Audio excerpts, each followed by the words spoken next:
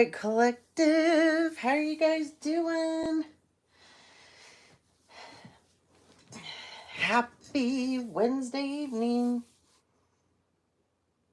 So I know there's a bunch of you that don't feel very good right now. It almost feels like you have the flu. And it's this retrograde and you're going through ascension symptoms. And I know you guys have heard this probably several times, but it is truly what is going on with many of you. So some of you, if you are feeling kind of fluish like, you can take bee balm. It takes away those flu-like symptoms. And it's a natural herb. You can look it up and read about it. It's a wonderful herb, just like oregano. If you have infection of any sort, oregano kills that as well. So some of you drink some teas, some chamomile teas, whatever. I mean, any kind of tea, lavender tea, um, you know, help calm your nerves. I've talked to you guys several times about valerian root. Um, there's lots of plants and flowers that you can add into your room at night when you're sleeping. And just to have, because you're increasing the oxygen in that room and you're changing the frequency level as well with the plants and the flowers and the different things. And some of them put off different kinds of micro I can't say it right. I can't say it right. Microisms into the air that helps calm an individual down, make a person feel good. I've said this so many times before. When I worked at Western Gardens Nursery, my most favorite job I've ever had. And you could kind of not be feeling the greatest. You come in and you'd enter our store and you'd walk through the store and it'd be just set up just beautifully with garden stuff. We had home goods. We had all kinds of really neat things. Um, anyways, you'd you'd walk through there. You'd hit the door and immediately you'd just feel good, just the environment. But then you'd hit these big glass doors that opened up into this whole outside nursery, and you'd take 1 foot out there and your energy would instantly change. Your mood would just lift. It would put an immediate smile on your face. That's what plants do. It's that exchange with them. It's just such a beautiful thing. And energy and oxygen. Oxygen, oxygen, oxygen. So don't understand about people that don't have trees in their yards. Trees are the most beautiful, it's one of the greatest gifts we've ever had, and they don't plant flowers. I mean, how do you not love having hummingbirds flying around and butterflies? And it's the coolest thing to plant something and see it grow. It's the coolest thing ever. I mean, at least just for me. But anyways, there's a lot of those types of things that you can bring into your energy right now to help you get through this. Um, Himalayan salt baths, spirit baths, which when you can do those any way you want. You can get the big bags of lavender, Epsom salt, eucalyptus salt, put that in your tub. I'll go buy like a fresh bouquet of flowers or go out in my yard, cut flowers, clip those off. Throw those in the tub with you.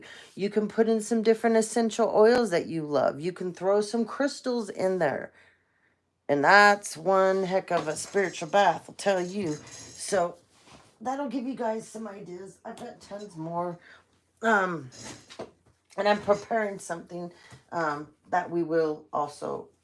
that I will do a video on for you guys to help ease some of these things that's happening to you in the retrograde. Okay, so collective, I have some messages that we're going to get out before we jump into this. It's not going to be a super, super duper long read tonight. So, collective, there's several of you that, like I've talked about, you've changed timelines. You've leveled up. You refuse to go back to old patterns, old people, old ways. Um, and you may slip back every once in a while because everybody does. It's just, it's natural, but you will course correct yourself real quick and you'll get heading in the right direction, how you're supposed to be. So you longer are no, you're just not an option for karmic individuals, stupid people. I mean, you can't afford to lose more brain cells, right? You, you know that when you got on this right track and you started going down this path, you would become a target because that's what karmics do. When someone, and it's not like you're purposely going against the grain, you just want to be you. You didn't feel accepted. You didn't feel loved. You didn't feel appreciated. And everybody around you wanted you to stay small. They have a commitment to misunderstanding you. These people have been committed to making you look like somebody people shouldn't talk to, people shouldn't deal with, people shouldn't communicate with. And because what maybe your belief system is, or maybe some of your hobbies or your interest is vastly different from these other people, that makes you wrong. It makes you incorrect. It makes you weird. It makes something wrong with you in these people's eyes. So, this is the narrative that they've breeded upon others that you used to have relationships with. And now these people have decided that they want to buy into it too because you're now making these other people feel not good about themselves. But that is not something you're doing on purpose. You're standing in your power. You're being authentic and you're being true to you. And by you doing those things there, that makes people feel like you think you're better than them. You think you're smarter than them. You think you know it all, blah, blah, blah, blah, blah. That's a karmic hamster wheel that these people want you in because they like it. They all like to be karmic together. They actually get off on it, these people. They thrive off of this. They all feed off of it. I mean, you're probably tired to going to these family parties or friend parties or hanging out with certain people like you used to on the weekends and realizing that the things that they sit around and talk about, it's actually quite boring to you.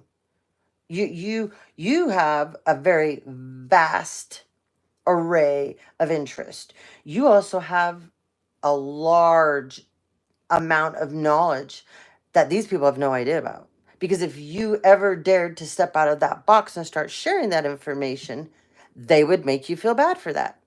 They'd make you feel weird or they'd try to make you feel stupid because they don't understand any of this. And then so in order for them to say, well, we don't get this, but you get it. So it's okay. We're going to love you. We're going to support you. And you just go be the weird you over there. But we're still going to love you. It's okay. Instead, it breeds fear because they're karmic. And when people are in that karmic mode and they don't understand something, they choose fear. And when people feel fearful, they have to stop it. They have to control it instead of trying to understand, why do I feel fearful about this? Why does this make me uncomfortable? Is this something that I want to learn about, maybe understand about? Or should I just let this person be this way and just go, I love you for the weird person you are, and it's okay. And you go, you be you. When we come together, we all hang out and we're going to love you and support you anyways. It's a very hard thing for people to do. I've never understood this. That's why I had to walk away from so many people in my life. And I don't have time at this point in my life to be around. I refuse to be around people that want to be fake and phony or they want to use me. Throughout my life, I've had so many people use me because I can make friends everywhere I go. And if someone doesn't want to be my friend, I've never cared. I'm like, okay, whatever, I'll go make another one. I've been that way since I was a tiny little girl. Um, I don't care what people think about me. I never have. I've never been here to please people, but I have was a people pleaser. There was a part of me, um, it was beat into me by my mother that I always needed to please people, and that everything I did wasn't good enough. What I was doing wasn't right. My perception was off. Yeah, blah, blah, blah, blah, blah.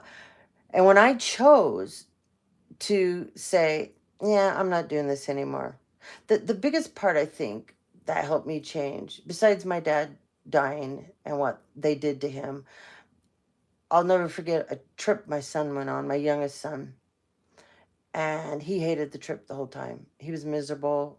He got sick. He came home. He didn't enjoy it because I wasn't there with him. And they proceeded to make him feel bad. And it's just like any other trip that he would go on with my family members, and I wasn't there because they were always trying to manipulate him, coerce him. You know, if they could have tried to get him away from me, they would have. Um, but he also got tired of listening to their conversations.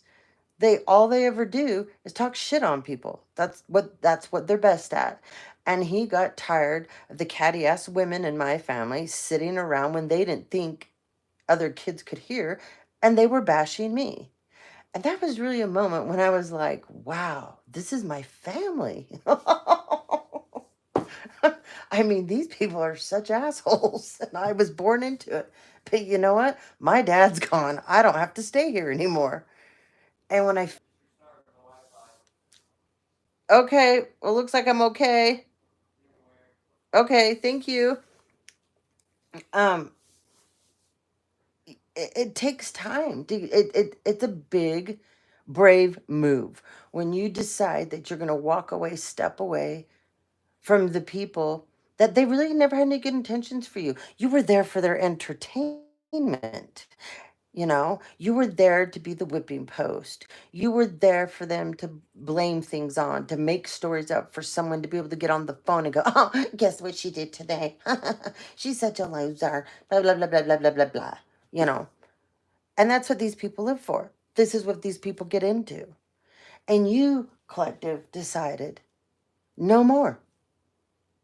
And it is scary when you make that move because you remember all the family parties, you remember all the birthday parties, you remember